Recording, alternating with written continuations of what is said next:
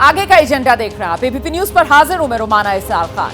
अयोध्या में भगवान रामलला की दिव्य भव्य मंदिर में प्राण प्रतिष्ठित हो चुके हैं। लोग भगवान राम के अलौकिक दर्शन के लिए पहुंच रहे हैं। भगवान राम की मूर्ति को भव्य रूप देने वालों में मूर्तिकार तो हैं ही, उनके साथ साथ कई ऐसे लोग हैं जिन्होंने रामलला की मूर्ति के लिए कपड़े गहने तैयार करने का काम किया है। और इन्हीं में से एक हैं अयोध्या के कवि, जाने माने लेखक यतीन्द्र मिश्रा जी। यतीन्द्र मिश्रा ने प्राचीन ग्रंथों के आधार पर भगवान राम के आभूषण डिजाइन करने में बहुत मदद की। एबीपी न्यूज संवाददाता रविकांत की उन्हीं के साथ खास बातचीत सुनिए जरा।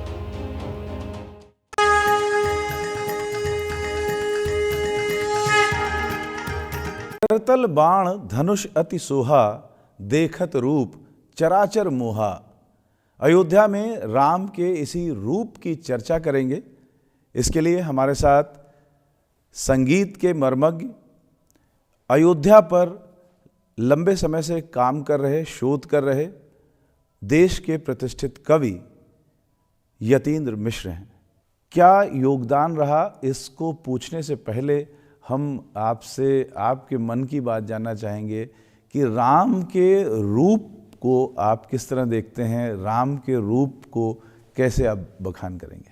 सबसे बड़ी बात तो यह है कि एक अयोध्यावासी होने के नाते मन में बहुत प्रसन्नता है, गर्व की अनुभूति है कि रामलला अपने स्थान पर पहुँचे और पुनः विराजमान हुए। इसके लिए तो मैं जितना भी आभार व्यक्त करूं कम है। और सबसे बड़ी बात यह है कि आपने जो कहा कि दिव्य गहनों में कोई दिव्यता नहीं है, श्री राम में दिव्यता है। उन्होंने धारण किया है इसलिए वो दिव्य लग रहे हैं आपको। मैं बहुत सौभाग्यशाली हूँ और श्री राम जन्मभूमि तीर्थ क्षेत्र का आभार व्यक्त करता हूँ कि उसने मुझ पर भरोसा किया, क्योंकि मेरे काम से सब लोग जानकार थे। मैं जो लगातार अयोध्या पे पिछले 20-25 सालों से काम कर रहा हूँ। जब श्री चंपत राय जी ने इस बात के लिए संपर्क किया कि यतीन्द्र आओ और इस काम को ठीक से कुशलता से संपादित करवाओ, समय कम है, तो जब वो मूर्ति का चयन हो गया तब ये बात सामने आई कि किस तरीके से इनके आभूषण और श्रृंगार पे काम हो। तो जब मैं उसमें शामिल हुआ तो फिर मैंने अध्यात्म रामायण, वाल्मीकि रामायण, श्री रामचरितमानस, दक्षिण में जो पूरी परंपरा है भक्ति की, लक्ष्मी नारायण भगवान की, उसमें यामुनाचार्य जी का आलवंदार स्तोत्र देखा और तमाम ऐसे गीत और पद देखे जो गीतावली, कवितावली तमाम जगह आते हैं जिसमें भगवान का श्रृंगार व्यक्त होता है। तो उसका एक नोट्स बनाया। समय बहुत कम था। अंकुर आनंद जी जो हर सहाय मल श्यामलाल ज्वेलर्स के जो उनका संस्थान है लखनऊ में, उन्होंने बहुत सुंदर काम किए हैं। फिर ये तय पाया गया कि जो शास्त्र सम्मत हो, क्योंकि मैंने ही कहा कि जो कुछ भी भगवान को धारण कराया जाए, चाहे वहाँ पे संगीत हो रहा है, चाहे वहाँ श्रृंगार हो रहा है, चाहे वहाँ आभूषण है, वो सब कुछ शास्त्र सम्मत होने चाहिए, परंपरागत होने चाहिए और जन स्वीकार्य होने चाहिए। ऐसा कुछ नहीं करना है कि किसी की कोई अवधारणा है और वो ऐसे सामने आ जाए। तो सबसे पहले तो ये देखा गया कि भगवान क्या क्या धारण करें। 5 वर्ष के रामलला हैं, अपने पिता के साथ हैं, अपने अयोध्या में हैं, तो एक राजोपचार ढंग से जो उनकी शोभा बनाई जा सकती है। सबसे ज्येष्ठ पुत्र हैं। बाद में वो धीरे धीरे उनमें सारे गुण पूरी दुनिया बखानती है। मर्यादा पुरुषोत्तम है, तो एक तो मर्यादा पुरुषोत्तम का मंदिर है, दूसरा उनका जन्म स्थान है, बहुत दुलारे हैं अपने परिवार के। तो ये सब बातें थी दिमाग में। तो बहुत संतों से, दक्षिण के बहुत विद्वानों से बात की गई। स्वामी जी से बात करता रहा, गोविंद देव जी से, फिर श्री चंपत राय जी को बताता रहा और डिज़ाइन होता रहा। फिर मैंने बताया कि इस तरह से किरीट बनेगा, जो जिसे मुकुट कहते हैं, मौर कहते हैं। हम लोग बहुत सारे अवधि लोक गीतों में भगवान के मौर का, ताज का, एक ब्याह के गाने में तो ताज शब्द आता है कि सिया रानी का चल सुहाग रहे, राजा राम के सिर पे ताज रहे। भगवान का एक वैजंती माल है, विजय माल जिसे कहते हैं, वैजंती माला जिसे कहते हैं, विजय के प्रतीक के रूप में लंबा हार पहनाया जाता है। तो उसमें 5 तरह के पुष्प लगाए जाते हैं। उसमें तुलसी दल है, खुद तुलसी और तुलसी दल है, पद्म पुष्प है, कुंद पुष्प है, पारिजात है और चंपा है। तो ये 5 पुष्प उसमें समाहित किए गए। फिर वैष्णवता के सारे प्रतीक चिन्ह लिए गए, शंख, चक्र, गदा, पद्म। तो सुदर्शन चक्र भी आपको उसमें दिखेगा, उसमें शंख भी दिखेगा, उसमें पद्म भी दिखेगा, उसमें गदा भी दिखेगी। और जितने मंगल के प्रतीक होते हैं, मंगल का प्रतीक विधान जो होता है, पुष्पों से सज्जित होता है, रत्नों से सज्जित होता है, वो सब बनाया गया। कमर में जो कांची पहनाई गई, करधनी जिसे कहते हैं, उसमें एक बहुत सुंदर ढंग से रत्नों का समावेश किया गया, माणिक और पन्ना का समावेश किया गया। भगवान के हृदय पर श्रीवत्स चिन्ह होता है, तो वो तो हृदय पे विराजता है, वो योगीराज जी ने उसको उसमें बनाया भी है, मतलब उत्कीर्ण किया है। फिर ये हुआ कि दक्षिण के एक बड़े संत से बात हुई, तो उन्होंने कहा भगवान को कौस्तुभ मणि धारण कराई जाए। कौस्तुभ मणि भगवान धारण करते हैं। कौस्तुभ मणि के लिए फिर ये विचार हुआ, सब पढ़ा गया। फिर ये लगा कि जो सबसे अमूल्य रत्न के रूप में और एक सुंदर श्रृंगारिक एक बड़ा उनको पहनाया जाए, तो फिर वही सूर्यवंशी होने के कारण और मंगल का रंग शुभता लिए हुए लाल वर्ण होता है, तो बड़े कैरेट का माणिक उनको बिल्कुल आप गले में देखेंगे कि पहना हुआ है, और वो पूरा मोतियों से पिरोया गया है। मोती शुभ्रता का प्रतीक है, वैभव का प्रतीक है, शांति का प्रतीक है, सौहार्द का प्रतीक है। तो एक तरीके से मोती और हीरे और माणिक से हम लोगों ने कौस्तुभ मणि की अवधारणा रची। फिर कंठा बनाया गया। कंठा में भी जो गले का चौड़ा कंठा है, उसमें भी सूर्यदेव बने हुए हैं। और अंगद या बाजूबंद भुजाओं पे पहनाया गया। हाथों में कंगन पहनाए गए, अंगूठियाँ पहनाई गई, अंगूठियों में से मोतियाँ लटकीं, मयूर में मयूराकृति बनाई गई कुंडलों में। आपको बहुत मशहूर गीत पता है तुलसीदास जी का, ठुमक चलत रामचंद्र बाजत पैजनिया।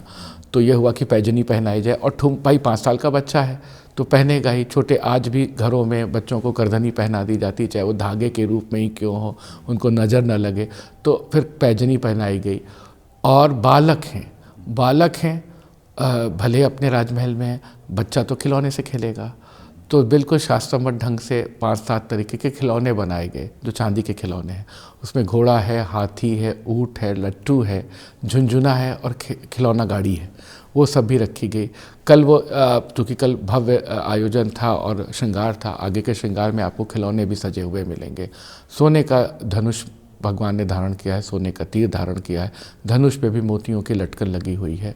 तो इस तरीके से एक एक छोटी छोटी चीज़ों की डिटेलिंग करते हुए हम लोगों ने इसकी अवधारणा विकसित की, और पूरी टीम वर्क की तरह काम हुआ श्री चंपत राय जी की देखरेख में, जिसमें मैं पूरी तरह से लगा रहा।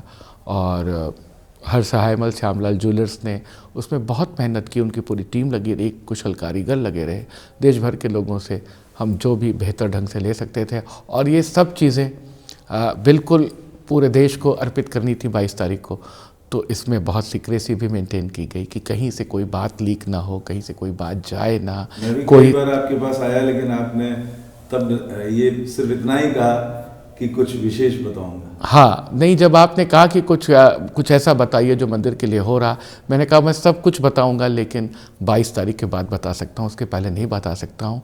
और ये उचित भी है। भगवान का श्रृंगार, भगवान का अलंकरण, भगवान के लिए राग सेवा, भगवान के लिए जो कुछ भी हो रहा है, मंदिर में जो कुछ भी हो रहा है, मुझे लगता है कि कोई भी चीज़ प्रोसेस में है या कोई चीज़ योजना में चल रही, हर योजना का पर्दाफाश नहीं करना चाहिए, और वो ज़रूरी भी नहीं है। कुछ चीज़ें तो कौतूहल के लिए, कुछ चीज़ें तो उस भाव के लिए भी होनी चाहिए जिसके लिए लाखों लोग दर्शन के लिए आ रहे हैं, जिसके लिए कल हज़ारों लोग यहाँ मौजूद रहे, एकत्रित हुए। हर चीज़ हम सोशल मीडिया पे, हर चीज़ भाव को हम न्यूज़ में अगर डाल दें तो कोई मतलब नहीं। मैंने इंतज़ार भी किया, और वो भाव मैंने पूरी अयोध्या में घूम घूम कर देखा। और कल मंदिर में पहुंचने के बाद लोगों के मन में जो भाव थे, जो चेहरे पर भाव थे, जिस तरह से कोई रो रहा था और कोई चीख रहा था भगवान के आगे, और किस तरह से वो दिव्य शोभा, कुल मिलाकर के जो आप लोगों का काम है, मूर्ति से लेकर के आभूषण से लेकर के वस्त्रों और उनके रंगों तक का, वो देखते ही बन रहा था। लोगों की नज़रें नहीं हट रही थीं उस रूप की। एक और बात बहुत अच्छी है कि जब ये सारा काम हो रहा था, आइकोनोग्राफी का भी काम हो रहा था, और जब मैं भी शामिल था उसमें, तो इस बात की पूरी ट्रस्ट ने, निर्माण समिति ने भी, नृपेंद्र मिश्रा जी ने भी ये बहुत ध्यान रखा कि भगवान मर्यादा पुरुषोत्तम है। हर चीज़ मर्यादित हो, हर चीज़ बैलेंस्ड हो, किसी भी चीज़ से कोई भी ऐसी चीज़ नहीं झलकनी चाहिए जो उनकी मर्यादा को भंग करे। सुंदर ढंग से, शास्त्रीय ढंग से आंखों को रुचने वाला सहृदय के रूप में, एक कनुसर के, एक भावक के रूप में भक्त को मिलना चाहिए। बहुत ज़्यादा श्रृंगार की भी ज़रूरत नहीं, क्योंकि भगवान में इतनी दिव्यता है। अगर आप इन आभूषणों की चर्चा थोड़ी देर के लिए छोड़ दें, एक सिर्फ पुष्पहार पहना दें, एक सिर्फ तुलसी दल की माला पहना दें, एक तुलसी की माला पहना दें, तो भी भगवान की शोभा घटने वाली नहीं है। तो मुझे नहीं लगता है कि तो मन के भाव जी, तो मुझे लगता है कि बस ये है कि अगर कोई भक्त, कोई संत, कोई शोधकर्ता, या जो राम की मर्यादा को, उनके पूरे उदात्त चरित्र को अपने जीवन में जिसने अंगीकार किया है, अगर वो दर्शन के लिए आता है तो उसको ये लगे कि हाँ, ये बात कनेक्ट हो रही है, ये यमुनाचार्य जी के आलवांदार से कनेक्ट हो रही है, ये बात अध्यात्म रामायण से कनेक्ट हो रही है, ये बात गीतावली दोहावली से कनेक्ट हो रही है, वो ये बात रामचरितमानस में आई है, तो ऐसे ही यहाँ पर श्रृंगार कराया गया है। बस इतना भर प्रयास था। बाकी ये पूरी तरह से एक समूह वर्क था जिसमें श्री राम जन्मभूमि तीर्थ क्षेत्र ने बहुत मदद की।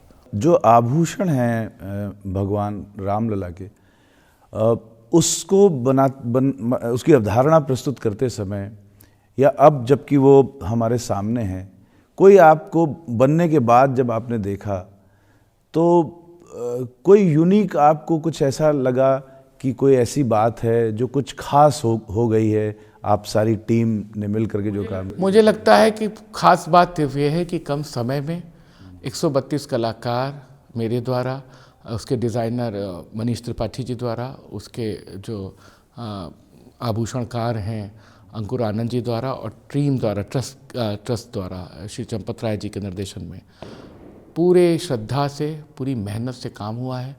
हमें फिर भी लगता है कि हम वहाँ तक नहीं पहुँच पाए जहाँ तक हमें पहुँचना चाहिए था। भगवान की जो कथा है, भगवान का जो स्वरूप है, उनका जो स्वरूप वर्णन कर दिया है तुलसीदास जी ने, उनका जो स्वरूप वर्णन तो श्रीमद् भागवत में भी मिलता है, भागवत महापुराण में मिलता है। मुझे लगता है कि उसको हम छू भी नहीं सकते।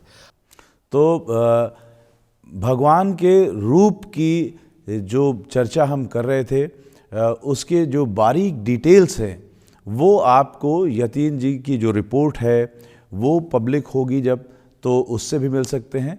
लेकिन भगवान के रूप की चर्चा भी भगवान का नाम लेना है, राम से बड़ा है राम का नाम। इस अंतिम वक्तव्य के साथ मैं दर्शकों को ये ज़रूर चाहूँगा, दर्शकों के लिए, कि उन्हें भी अयोध्या में भगवान राम के दर्शन का अवसर मिले।